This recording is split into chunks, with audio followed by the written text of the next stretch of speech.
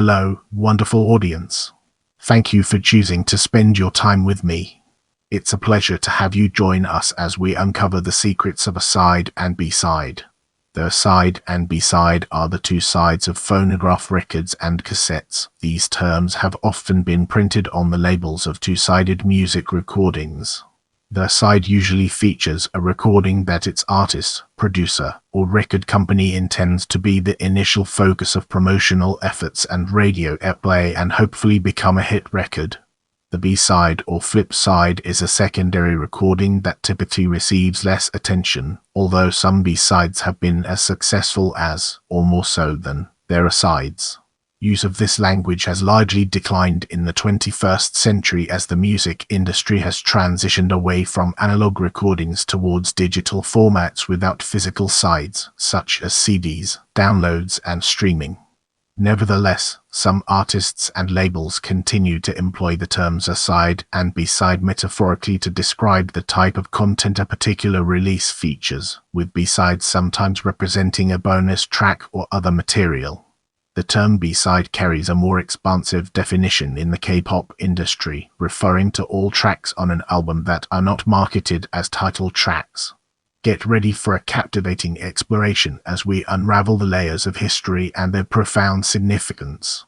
Conventions shifted in the early years, at which point record companies started assigning the song they wanted radio stations to play to side, as 45 revolutions per minute single records dominated most markets in terms of cash sales in comparison to albums, which did not fare as well financially. Throughout the decade, the industry would slowly shift to an album-driven paradigm for releasing new music. It was not until 1968 that the total production of albums on a unit basis finally surpassed that of singles in the United Kingdom. Now, let's delve into the intricacies of double A-side and explore its various aspects. A double A-side, A-side, or dual single is a single where both sides are designated A-side, with no designated B-side. That is, both sides are prospective hit songs and neither side will be promoted over the other. In 1949, Savoy Records promoted a new single by one of its artists, Paul Williams' house rocker And He Knows How to Huckleback, as the new double side hit both sides as sides. In 1965, Billboard reported that due to a disagreement between EMI and John Lennon about which side of the Beatles' We Can Work It Out and Day Tripper single should be considered their side and receive the pudding, EMI settled for a double-side promotion campaign unique in Britain. In the UK, before the advent of digital downloads, both A-sides were credited with the same chart position, for the singles chart was compiled entirely from physical sales.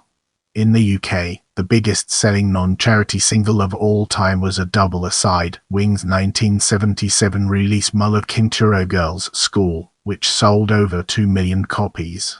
It was also the UK Christmas No.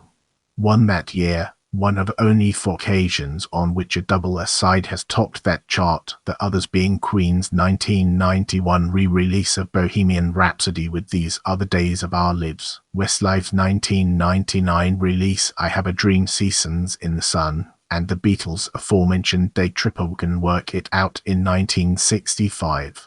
Nirvana released All Apologies and Rake Me as a double A-side in 1993, and both songs are accredited as a hit on both the UK singles chart and the Irish singles chart.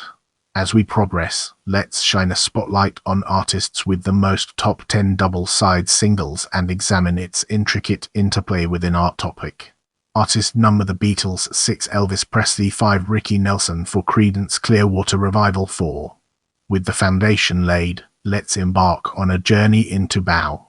For the term BOW, an abbreviation of backed with, is often used in listings to indicate the B-side of a record. The term COW for coupled with is used similarly. Now, let's shift our perspective and explore characteristics through a fresh lens, unlocking new perspectives. B-sides are often considered to be filler material, songs of lower quality. However, some pop artists such as the Smiths and Oasis have been particularly known for releasing strong material on B-sides. B-sides have often been compiled on expanded or deluxe editions of albums, or may be compiled into a B-side compilation album across multiple periods of an artist's career. Don't forget to check out my other videos for more valuable content.